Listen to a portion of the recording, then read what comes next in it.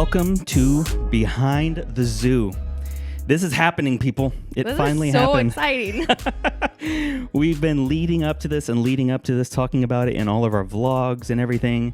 And the day has come. Behind the Zoo Internet Radio has launched. Do you like this, by the way? You did a great job. I really, nothing makes me feel like more of a man than working with my hands. And I channeled my inner Ron Swanson in order to accomplish this. If you're a Parks and Rec fan or an Office fan, you will love the one-liners that will be laden throughout this show and every episode. But so yeah, Behind the Zoo, we're here. Melanie, what can people expect tonight?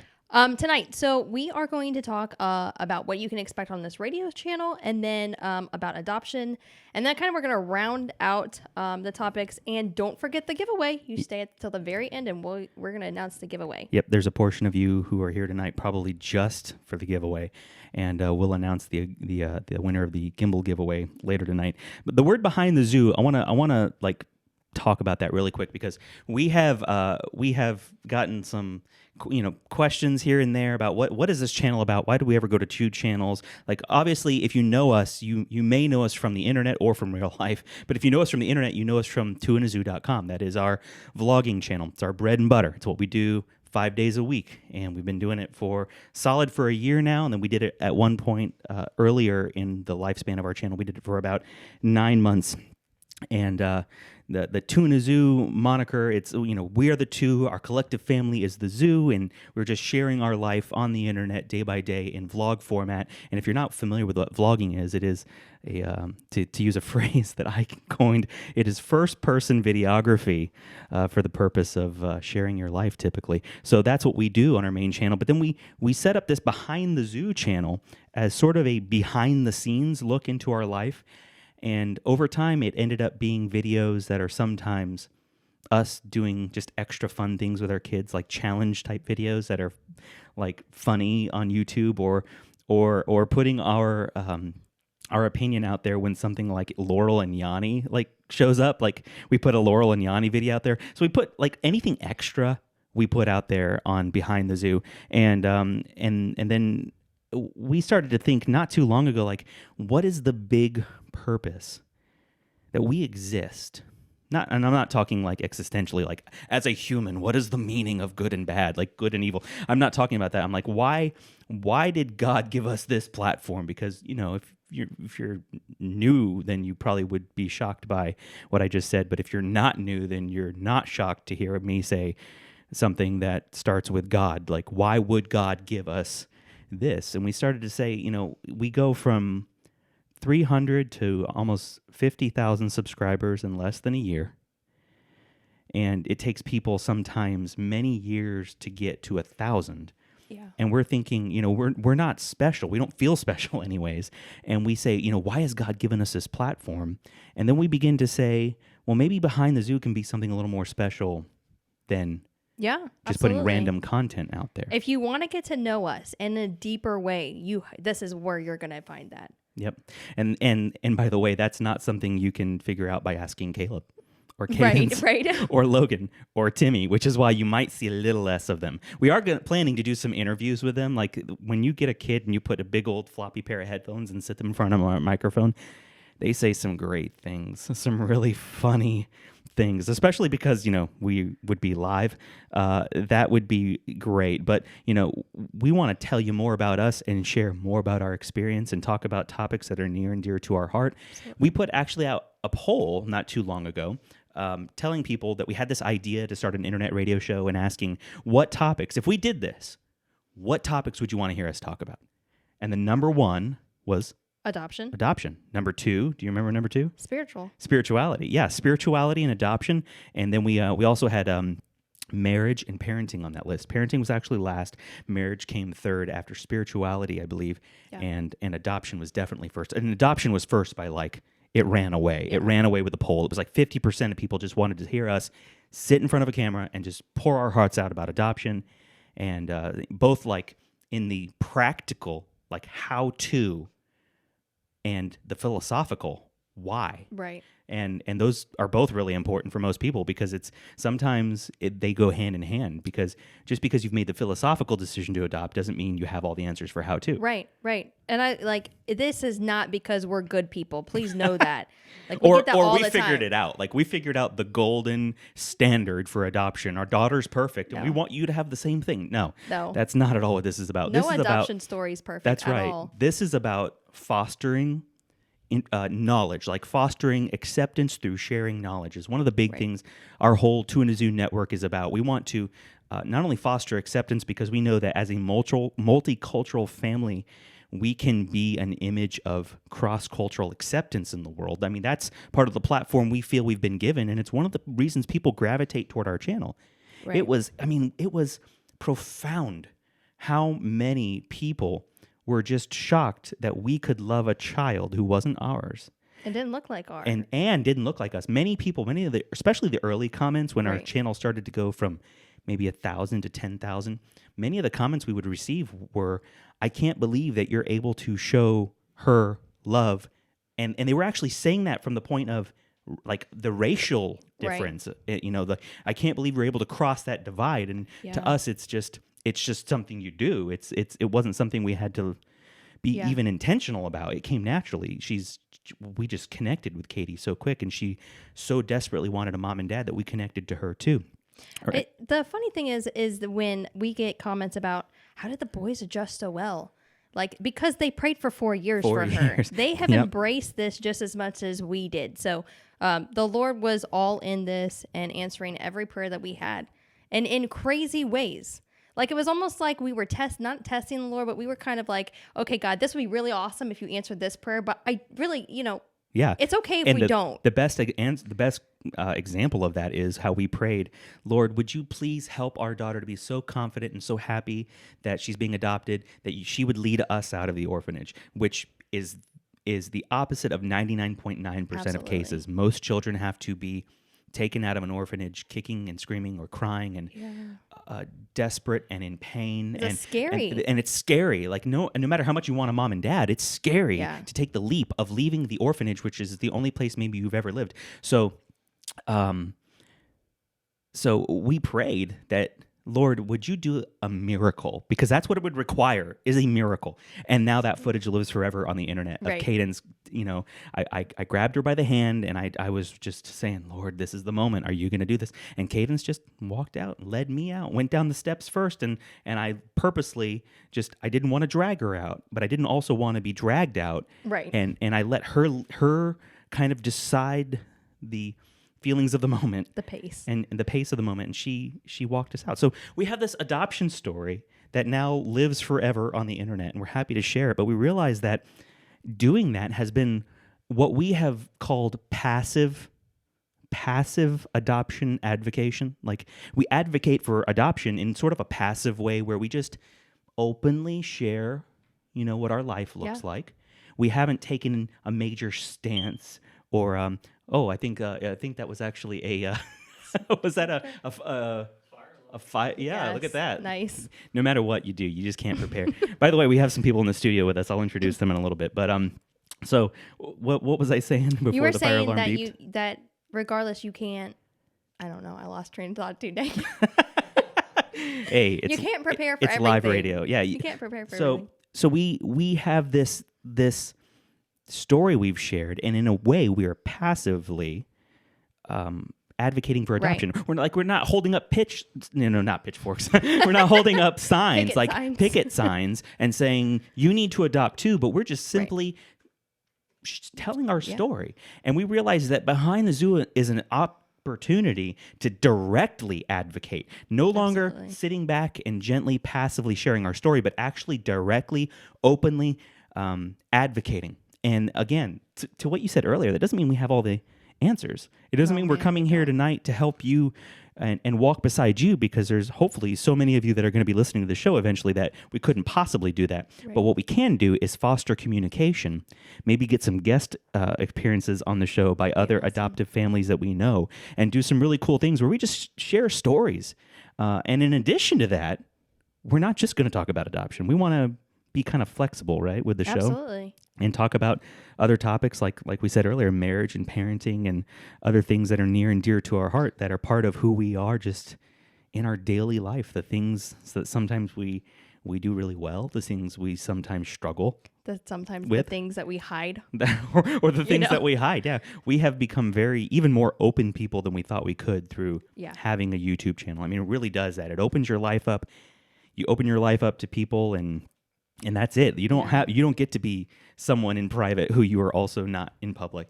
But this show will afford us the opportunity to actually share information in a way that we've just never imagined a year ago.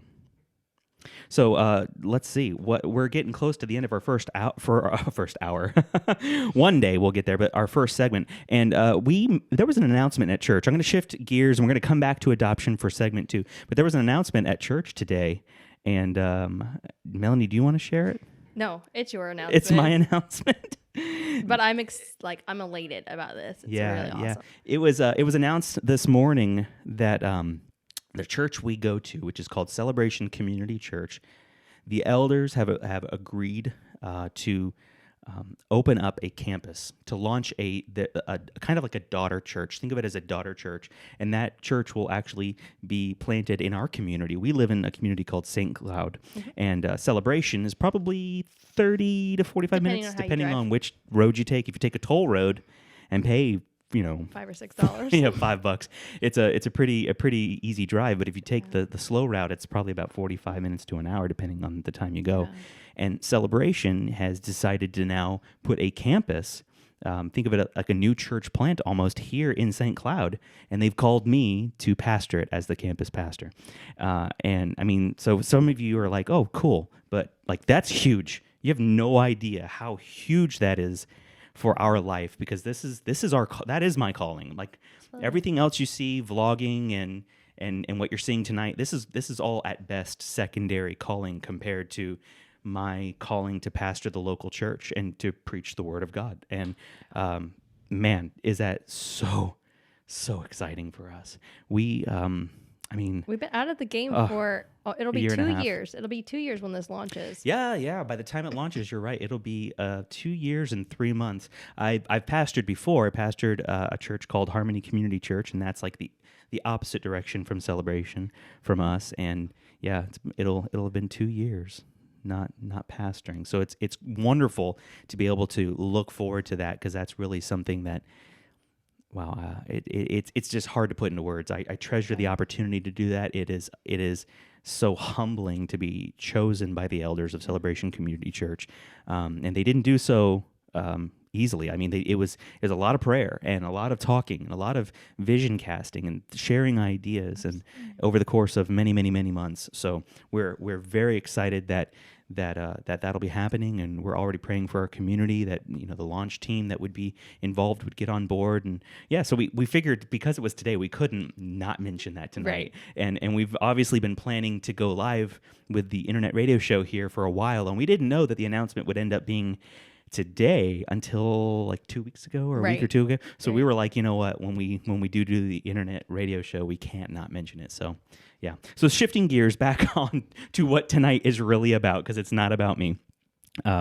We want to take tonight and really kind of even the playing field for our viewership and tell part of our adoption story and part of our YouTube story of how this all happened, because sometimes it's like, we've if you could imagine when a family chooses to vlog and put your life on the internet, and you make comments available where any stranger can come put any comment about anything they want, not all the comments are positive.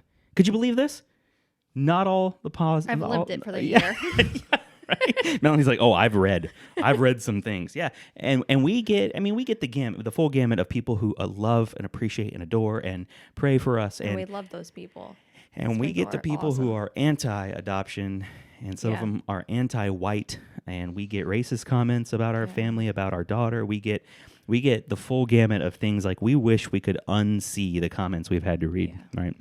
And one of the ones we've received is, you're just vlogging for the money. You just adopted, and this one angers me as a dad. You only adopted your daughter so you could try and be famous. That one just cuts me to the core. And I mean, let's simplify this. I always go and I comment to those people. Go look at the first video we ever put out. That was 4 years before our daughter came home. I mean, you're baseless here in your argument, but still, it goes to show that there's a lot of doubt in this world over whether there is an ultimate good, and we are not the ultimate good, though we serve one who is the ultimate good and who led us along the path for his namesake to do this single righteous deed, which has ended up enriching our lives. Absolutely. That was kind of wordy, but I wanted to make sure it's theologically sound, right? It was. Was it good? It Okay, was. I'll listen back later and critique it. That's a pastor for you. But we want to set the record straight a little bit and tell a little bit of the story tonight of how Tuna Zoo came to be and how our calling to adopt happened during part of all that, because there was a portion of it that was a little bit overlapping, but there were times where we didn't think we would adopt anymore. There was a period where we thought God had shut the door, and then I had really basically emotionally moved on. Like I really did. Yeah. Because I was like, okay, you know what? This doesn't make human sense anymore. And maybe God's just teaching me to step out in faith to teach me a lesson, and maybe this is never going to be come to fruition. And I was okay with that. We've known families who have gone through this. Absolutely. We've known families who have felt like the distinct call on their life to adopt, and it never worked out for them for some reason. I can think of one of them right now. They're Facebook friends. Maybe they're watching tonight. But we know people have walked through that, and that is confusing. Why would God make me feel like this was the purpose for my life if he's not going to let it happen, or if the doors are going to continue to be shut? So we knew people who have gone through that, and we began at times to wonder if that was us. So what I want to do is I want to go to an early commercial break so that we don't have to cut up the story. When we come back, we're going to start from the very beginning. We're going to tell the story of our YouTube channel, of our adoption, how those things overlap, and how there's just great testimony of what God has done in our life, and we're really excited to share that tonight on Behind the Zoo.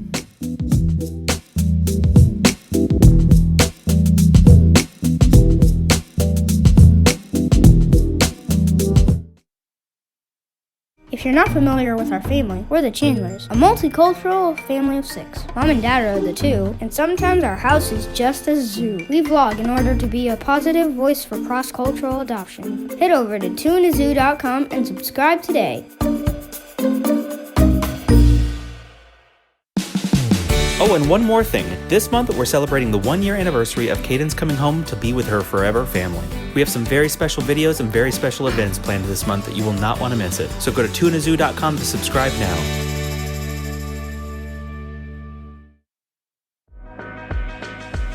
I'm Robert. And I'm Danny. And together we are Growth Project Radio, a discipleship ministry of growthproject.org. Do you want to learn more about God's Word? And do you want to keep growing in your faith? Then join us. We broadcast every Tuesday at 8 p.m. Eastern Time onto our Facebook page at Growth Project US. You can find out more information by visiting growthproject.org. And download the podcast On iTunes, iHeart, and Google Podcasts.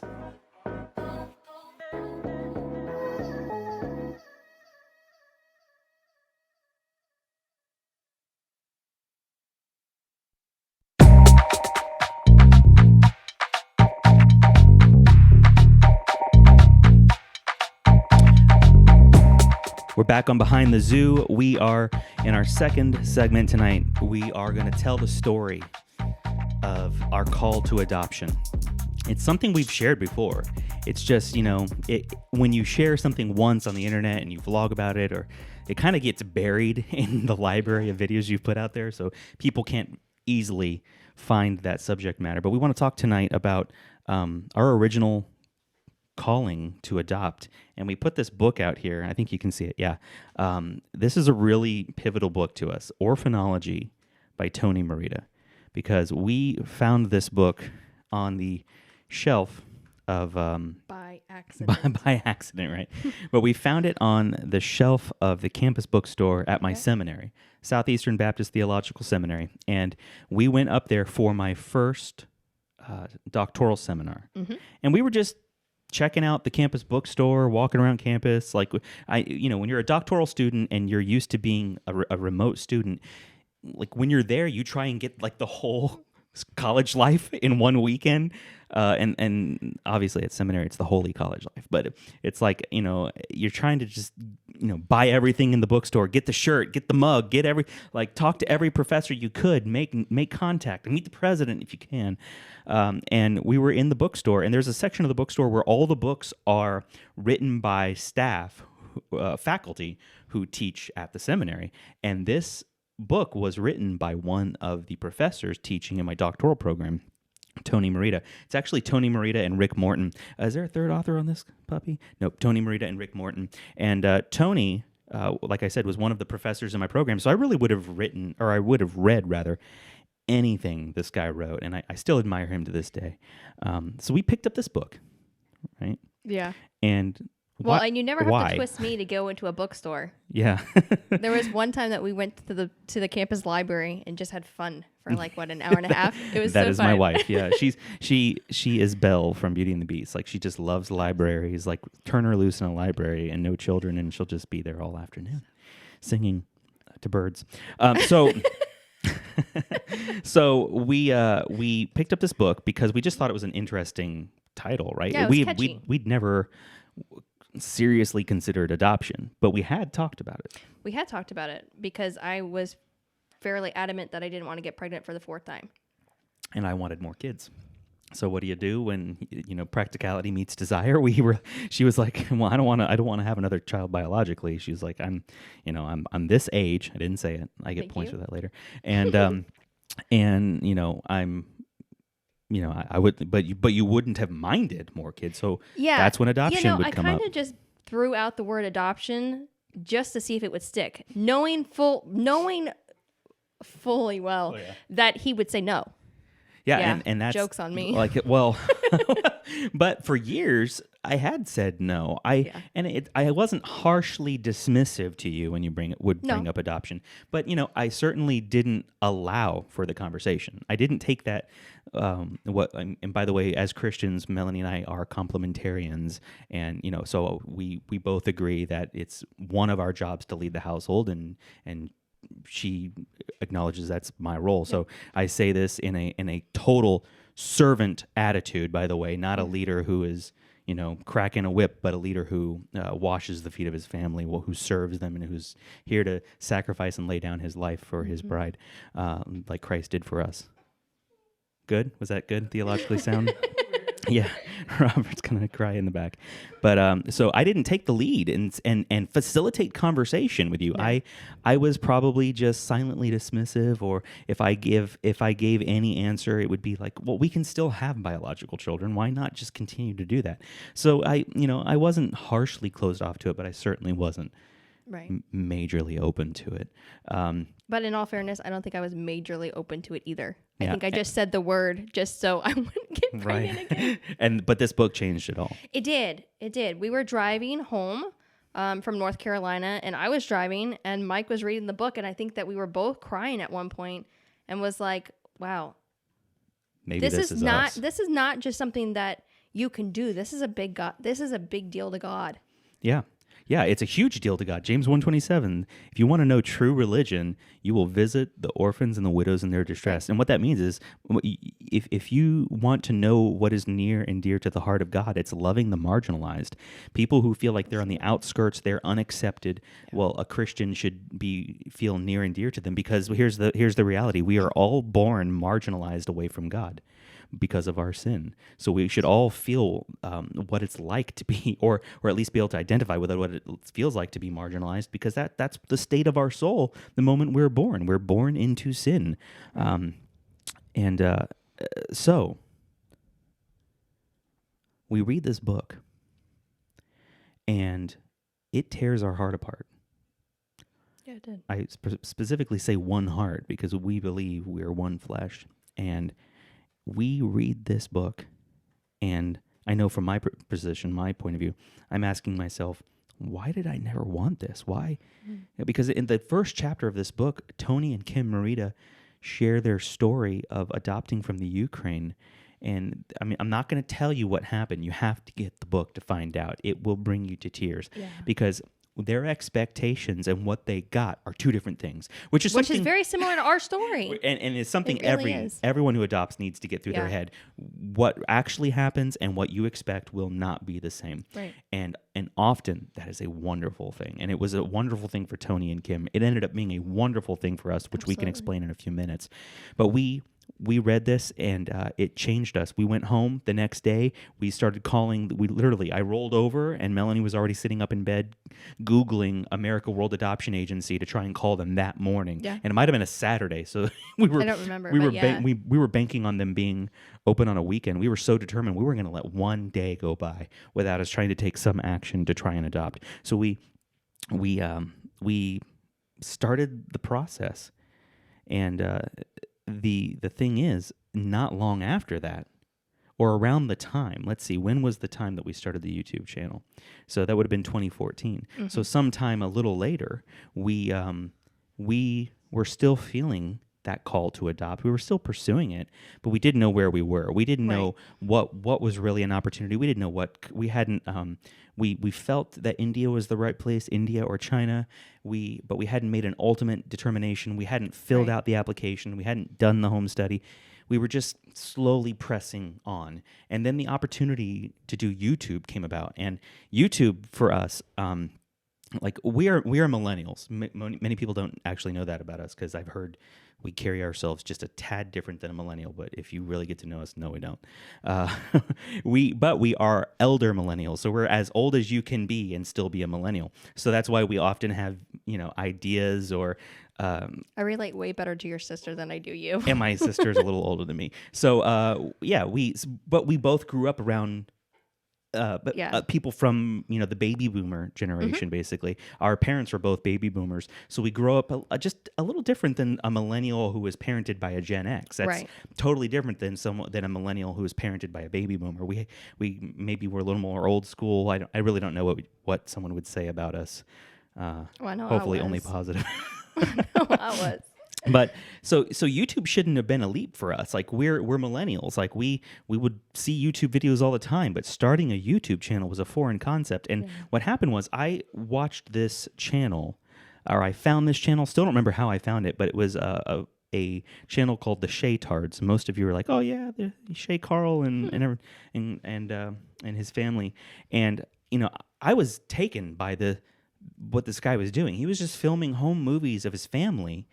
And I thought to myself, wow, when he's older, he will be so happy that he will have, when he's old and gray and his kids are like moving on, cats in the cradle and all that, and like the kids don't have time for him anymore, and he will be so happy he has all of this footage to go back and watch his kids being silly at a theme park or something like that. And I was thinking to myself, wow, this is amazing. First of all, I love the medium. I love how he's able to just be a dad in these videos and have fun with his kids. And he's self-proclaimed. He says, I'm obnoxious, like in one of those videos, those early videos. So he's just being a dad and having fun. And then I presented it to Melanie and I was like, what if we did something like this? And as someone who, for you, YouTube was a stretch for you. Even though we're millennials, YouTube was definitely a stretch for you. I don't think I watched a YouTube video before you said that. Really? Legitly. Yeah. At least not a series, right? Like not going out of your way to find YouTube content. If someone posted a video from YouTube and it was like a meme or something funny, you would have watched it. I didn't even know what a meme Memes was weren't even 2 anything. years ago. What am I? Okay, that's true. What am I saying? Memes weren't a thing back then. So we're talking. What year are we talking? 2014. So we're talking about 4 years ago. Yeah. So. You were not going to YouTube to find video content to watch series. Yeah, and I was relatively new to it because even though I would see videos, I didn't. It just had never occurred to me that there were content creators out there creating content like this. And by the way, I probably saw my first Shay Tards video like 7 years ago now. I think it was way before 2014. So when I finally brought it to you, what was your first thought aside from you're insane? I thought it was a fad. Like I really did, because again, I wasn't like fully committed to anything on YouTube. Like I didn't even know there was families that did this. I thought it was just like viral videos that were, Yeah, like a so fad and YouTube done. is for like a one and done Yeah. Charlie bit my finger type situation, not Which for was, I think, my first series. You know? Video. I think it was. Oh, that's sweet. So I come to you and I'm like, let's do a series and we're gonna do it every day, and you're like, Oh my. yeah, Basically. yeah. And I Basically, like oh my. we are Mike and I are like, our relationship is kind of funny because we have ideas, and he has like when his ideas are way more planned out. My ideas are like, I like this idea, let's just go for it, and we'll figure out a plan while we're Right. in the process. Right. Yeah, that's not how you are. I'm not that way. So for me, I thought YouTube was a fad. Like, this is no way that we can sustain this, is what I thought. And it's a lot of work. It's a lot of work. Recording We it didn't all, have time editing it back all, then. and to this day, you're still not a video editor. The editing Thank is goodness. me, right? But you, know. but you are a content planner and a content creator now. That is for correct, sure. yeah. That's something you were not back then, because even back then, it was still me hitting record and primarily me holding the camera, me making ideas, and me. Yeah. But it's become a partnership now, It and that's like right in the middle of us still trying to figure out the direction of our adoption, and even figure out, can this work? Will this work? Well, I was pregnant at the time when we started, so me having time to do anything was just no. Yeah, I didn't have yeah. time. If you go back to our original video, you were pregnant. Timmy hadn't come yet, and in the first, I don't know, month or 2, 3 months, you have the Timmy's birth, a 2-part like hour-long video that is really special to us. That we love watching that. All of our kids love watching that birth video, like not a birth video, like not a TLC in your No, face birth goodness, video, no. like an perfectly G-rated. a G-rated acceptable. Yeah, I would not have been. Hey, honey, let me vlog this. Like, she would have kicked me so hard if you could. If I could. Yeah, if you could have at the time, if you weren't completely incapacitated. So we start the channel and we don't. It doesn't really go anywhere. We gain like at most a few hundred subscribers, and by go anywhere, I know that as a relative term. There are people with 10 subscribers who had to work and grind so hard for those 10. So that's not a disrespect for anyone who has to work very hard for less. But it anywhere, meaning relative to 50,000. Right. We didn't see it going anywhere where we could continue to sacrifice the time. Yeah. I was starting my doctoral. I was well into my doctoral program. I didn't have time, and I started to pastor too. Yeah, and you were working full time out In outside IT. the house. Yeah. Mm-hmm. Yeah. Which is crazy. And I literally thought when we came back and did the channel last November that this was going to be another fad. Like, great, Katie's coming home, and that's probably where There'll be a little blip. We'll get like 100 more subscribers, Something and like that. maybe something. So let's continue on with the timeline. We are continuing now to vlog, but we have to take a break, and we break while we're still mid-adoption. And at the time we break from vlogging, we have already been denied by India, I believe. Fully denied. Fully denied. Like, India actually tells us, you do not qualify for our program. So we feel completely bewildered. Like, we called the elders of the church and we broke the news to them, like almost as if it had been like a miscarriage of an adoption. Yeah. And I use that word because I want to convey the deep emotional loss we felt, because we had just committed our heart, soul, mind to India, to pursuing the adoption of 2 little sibling girls from India, that when India gave us a hard no, we just couldn't even fathom it. Why would this happen? Like, we're willing, and we're not. It wasn't like we already had 8 kids. We only had 3 at the time. Why would you say no? And we were just completely bewildered. So that was going into the holidays. I think that was 2 weeks before Christmas. So we were going into the holidays, and the holidays had ended, and I basically had thought to myself, okay, this isn't going to happen. And so I'm going to live my life thinking that this isn't going to happen. And just pick up the pieces. Yeah, pick up the pieces. Right. Rather than trying to emotionally keep yourself on the hook. And, well, maybe it could. Maybe we just had to give it away and say, if this doesn't happen, there's still a lesson God is trying to teach us, and we'll get it eventually. So, and God is still good. Like, we were very intentional with saying that, listen, this doesn't make any sense, but God's still faithful. Yep. And it's really hard when you have planned for, I think we were 18 months in or something like that. Yeah. And it just kind of fell out of the bottom. And we had so many people who were like, I don't think that you should do this Yeah, anymore. we had people telling us maybe this is God telling you not to do it. Right. We had people telling us this is God telling you not to do it, like emphatically saying, and people saying, I really never felt this was right for you anyways, and I think this is God trying. So, like, and these are Christian Really? Yeah, people, really. like people in whose words we put a lot of weight, Yeah. clout. So we were confused. And so there's just this dark time where you don't see us vlogging, where we didn't know if India would work. And then India just changes some things internally about their government. And all of a sudden, boom, it might be possible again. We re-register. We get registered for carings. Yeah. We should have gotten a match in 6 weeks. It took 9 months. Why? We can only say that now we know it's because Cadence came home at the perfect time. And we didn't want her home a moment sooner because we wanted her to come into the best situation possible. Absolutely. And there's more story behind why that would require a longer wait. But we don't have, alas, we don't have time for that. We're almost at the end of segment 2. So we get our match, we get our knock. She's legally ours. They tell us you can travel to India. In fact, that's about to be about a year from now. And I saw Facebook tell me, here's a memory from 2 weeks ago, yes. and it's us a year ago saying we're booking our flight. Yep. Praise God! 2 weeks, we're gonna get our little girl, and then we went and got her. And to us, we were thinking, you know what, we want to remember this. Yeah. So we weren't even saying. I want to be really clear about this. We weren't saying let's relaunch our YouTube channel. We were saying let's just document this. We'll put it on the channel because this is what the channel was about. Right. At one point, the channel was about our life and in part our adoption journey. Story. In addition to other storylines that there were playlists and Sure. vacations and things. So we uploaded those videos to YouTube, and our family and friends watched and really appreciated seeing. And that's all we thought we were gonna watch. Yeah, and then what? Lo and behold, like a month later, we're staring down 1,000 subscribers, thinking that's a big deal. Whoa, Right. that's pretty cool. And then lo and behold, like a month and a half later, 10,000, and now we're here.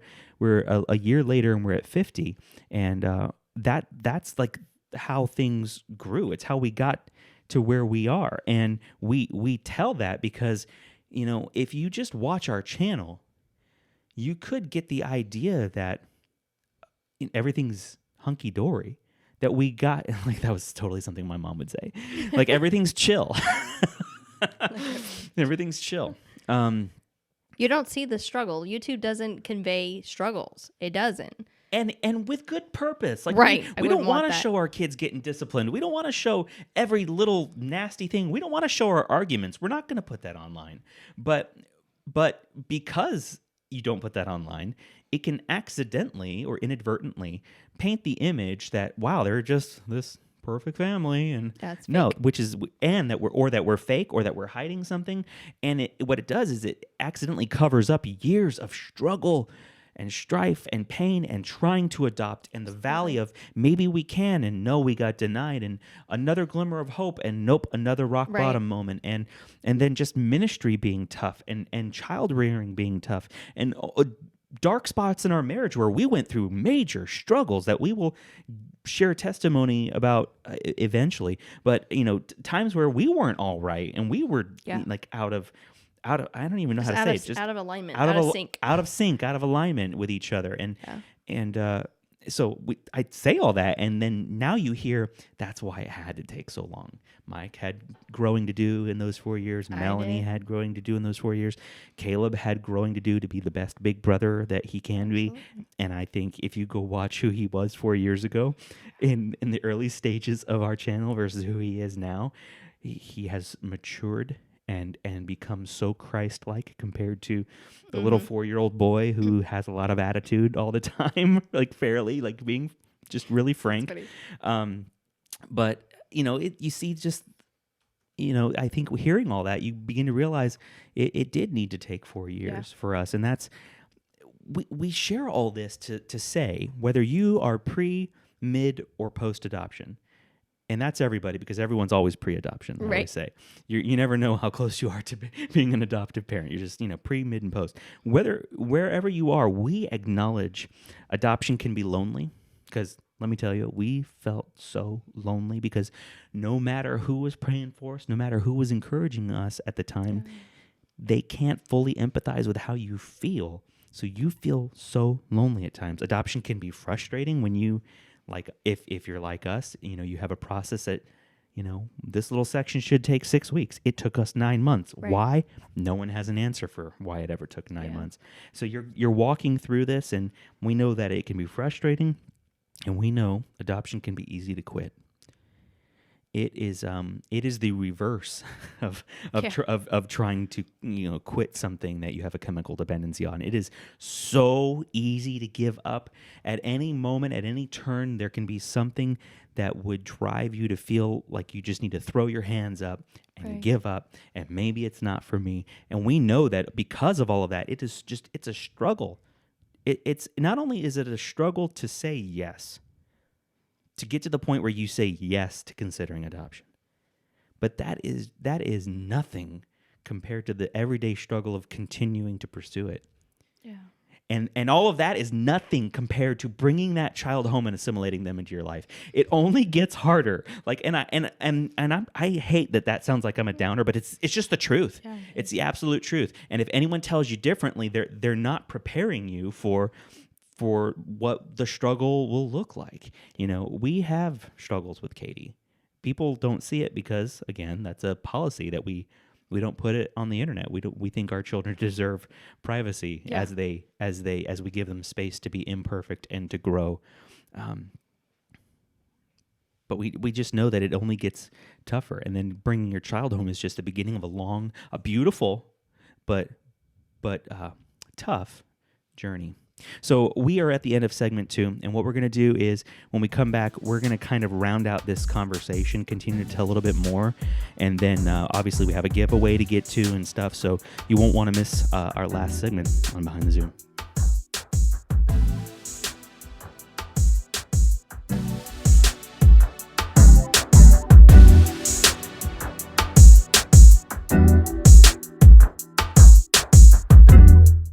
If you're not familiar with our family, we're the Chandlers, a multicultural family of 6. Mom and Dad are the 2, and sometimes our house is just a zoo. We vlog in order to be a positive voice for cross-cultural adoption. Head over to tuneazoo.com and subscribe today. Oh, and one more thing. This month, we're celebrating the 1-year anniversary of Caden's coming home to be with her forever family. We have some very special videos and very special events planned this month that you will not want to miss it. So go to tuneazoo.com to subscribe now.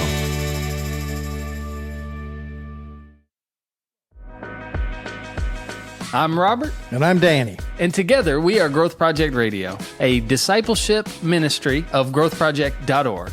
Do you want to learn more about God's Word? And do you want to keep growing in your faith? Then join us. We broadcast every Tuesday at 8 p.m. Eastern Time onto our Facebook page at Growth Project US. You can find out more information by visiting growthproject.org. And download the podcast on iTunes, iHeart, and Google Podcasts.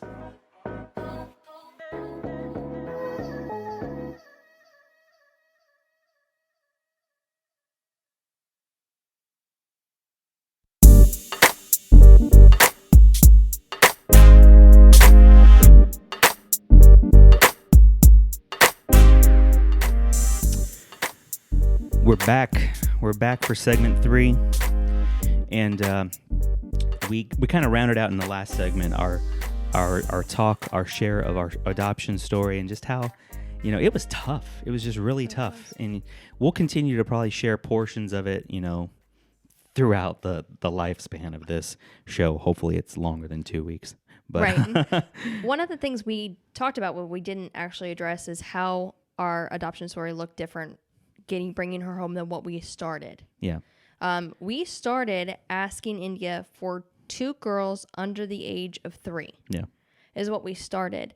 And gradually we changed that, I think, like basically and every 3 months. We increased, we upped we said, well, we realized that 2 girls under 3, they practically have to be twins. Right. So, okay, we'll do 2 girls under 5, and then they matched us with a 6-year-old, and that was just not at all what we expected. And that kind of comes back to what this book was talking about, or what I mentioned from this book, how Tony and Kim Marita's story was again, I'm not going to tell you, but you got to get it. they talk about something in here, and it shows that what they expected and what they got were two different things. And then if you follow them on Instagram today, boy, would they say they're happy they didn't get what they wanted. And we are so happy we didn't get what we thought we wanted, because what we got was just an unbelievable daughter. An unbelievable daughter. I mean, I can't put cadence into words. It would be like trying to create poetry. And I'm not a poet. I'm so like logical that it's hard to put her into words. She's a virtuous young lady. And she's very, very sweet. And she's only 8. Or she's she's like 8. Like she just had a birthday. So I'm like, wait, how old is? Every time people ask me how old my kids are, I'm like, I don't know, ask my wife. Like they keep aging. Like just when I memorize, 8, 7, 5, and 3, they turn 9, 8, 6, and 4. Did I do that right? Yes. I don't know.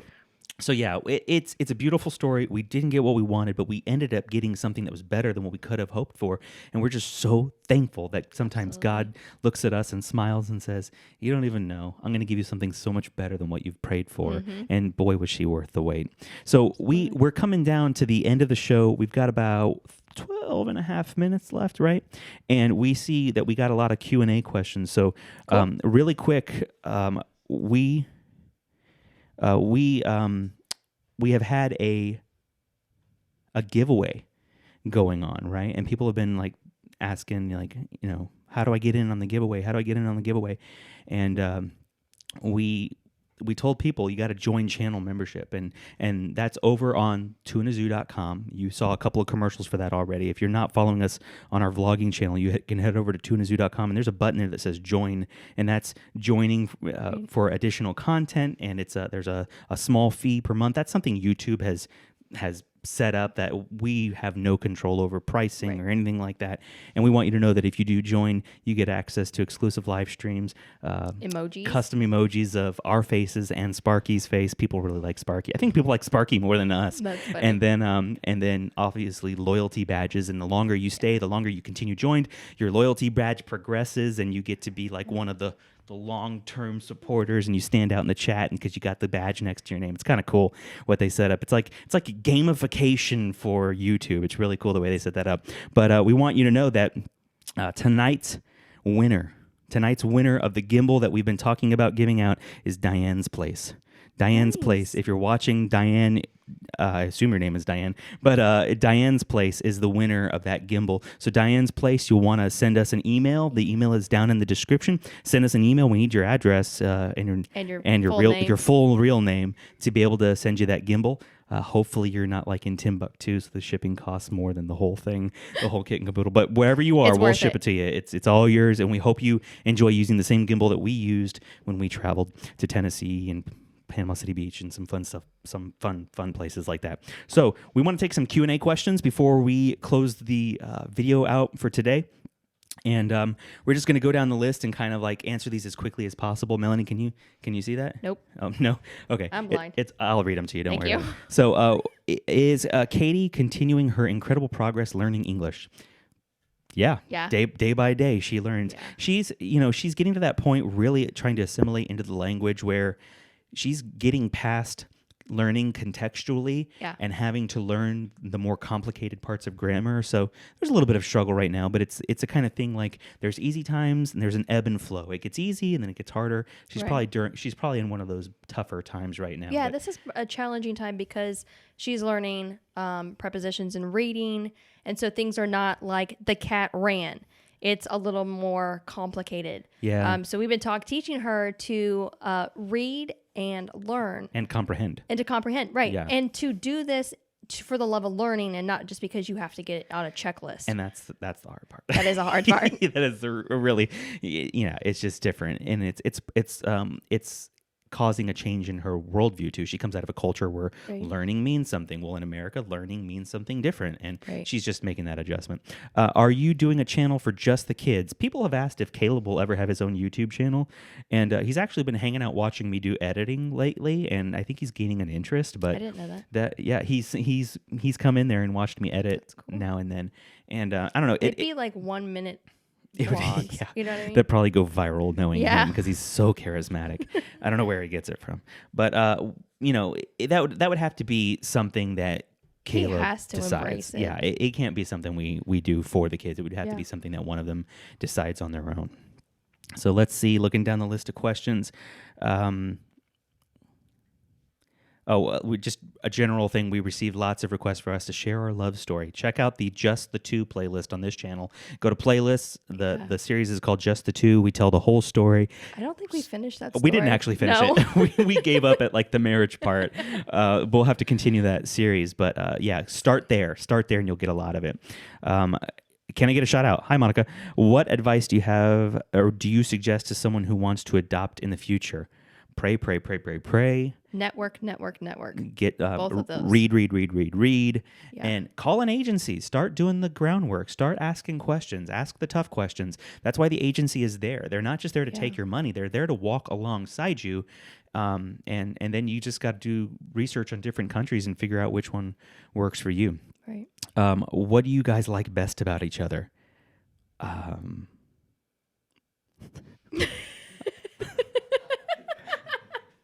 My wife has a banging body. Oh, shut up.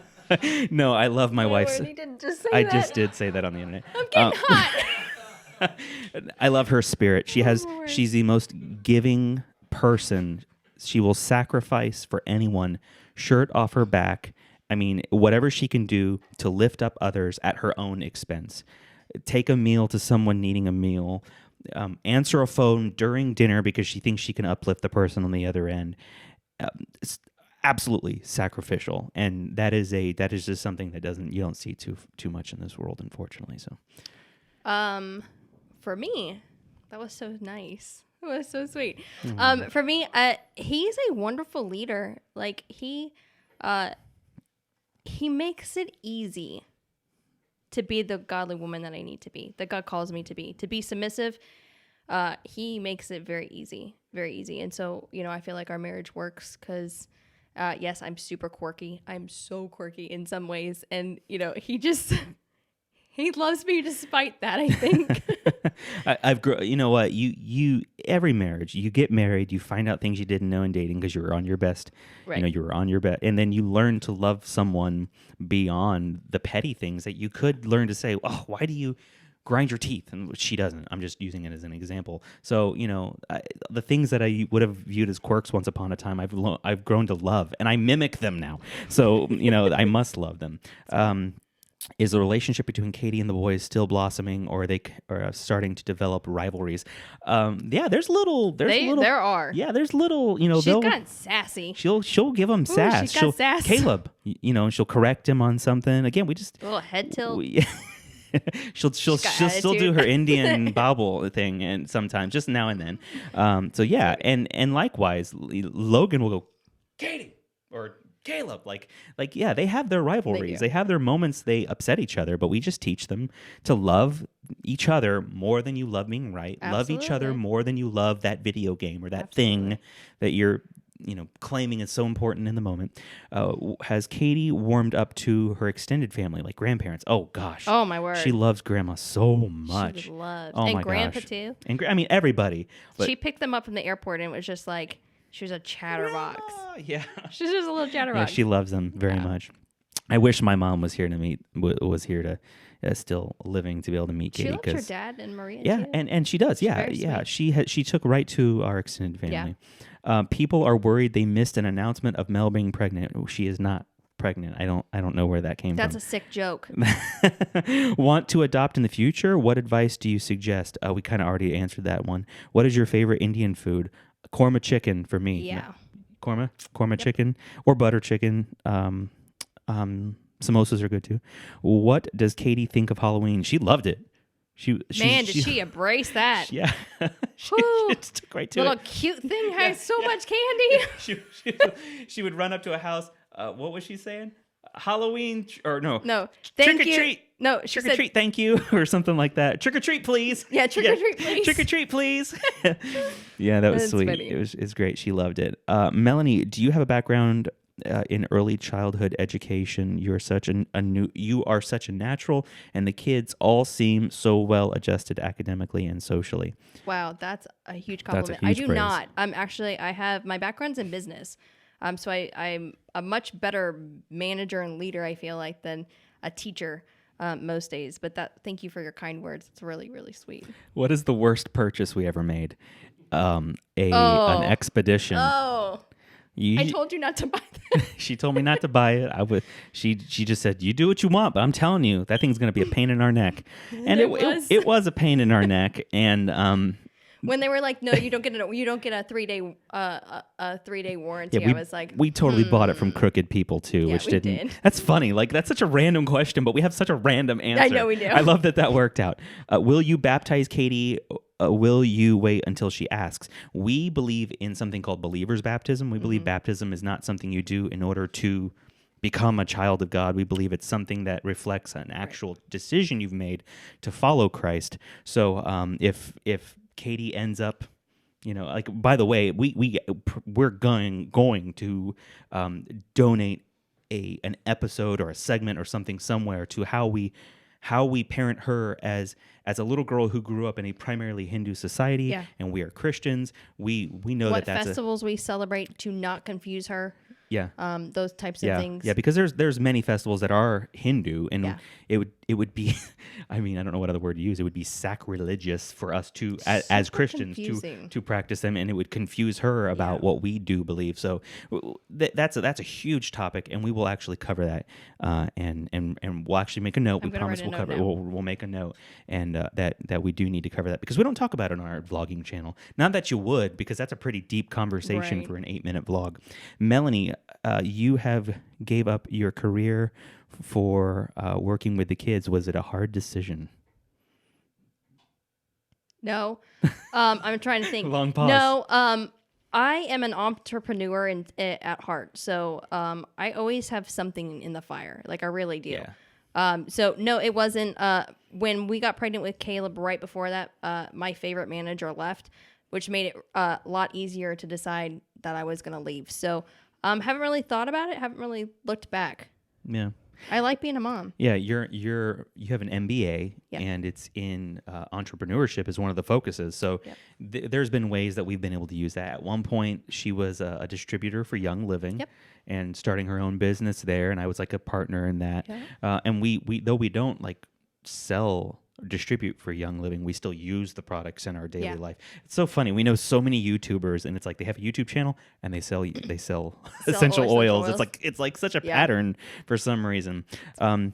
What if one of the kids become an atheist someday? How will you react? I mean, anything can happen, right? That's true. Like me, I think about as a Christian parent, I think about that all the time. I mean, obviously, it would grieve my soul Sure. because we're talking about more than just a simple choice not to believe in God. We're talking about they're like A whole a world reject filled- like a whole rejection view. of Jesus Christ. So Yeah. it would grieve me, but it wouldn't change my love for my kids. No. The same. We actually had a question: what would you do if one of your children grew up to be gay? And I mean, we've actually had that question before in like a live stream, Yeah. and I always just come back very quickly. I'd still love them, Yeah. like I'd obviously still love them, and of course, like I believe that the best thing would be that they engage in a heterosexual relationship, because I believe that's part of God's plan for how Right. He created humanity to look. It's in our biology, but I mean that doesn't mean I'm going to draw lines between myself and homosexual people and say you're evil. I mean that is I don't get the divisiveness. yeah. That's also that's counterintuitive to showing God's love. yeah, just because we believe that doesn't mean we're out here to be the judge and jury Yeah. to damn people I because know. they feel a certain way. Like that's not at all what we're about. And I think we show that on our channel all the time. Like we have friends of multiple colors. We know people who are homosexual. I mean, it's not a line that we're looking to divide Right. between ourselves and other people. We just want to love people and be in good relationship with our community around us. And so when it comes to things like, what if your child were gay? What if your child were an atheist? I would still love them Yeah. with all my heart and soul, because why wouldn't I? Like just because Yeah. I have an ideological difference with one of them doesn't mean all of a sudden they're not my child. That would Yeah. be such a silly, unnecessary thing to do, to like disown a child. That would break my heart.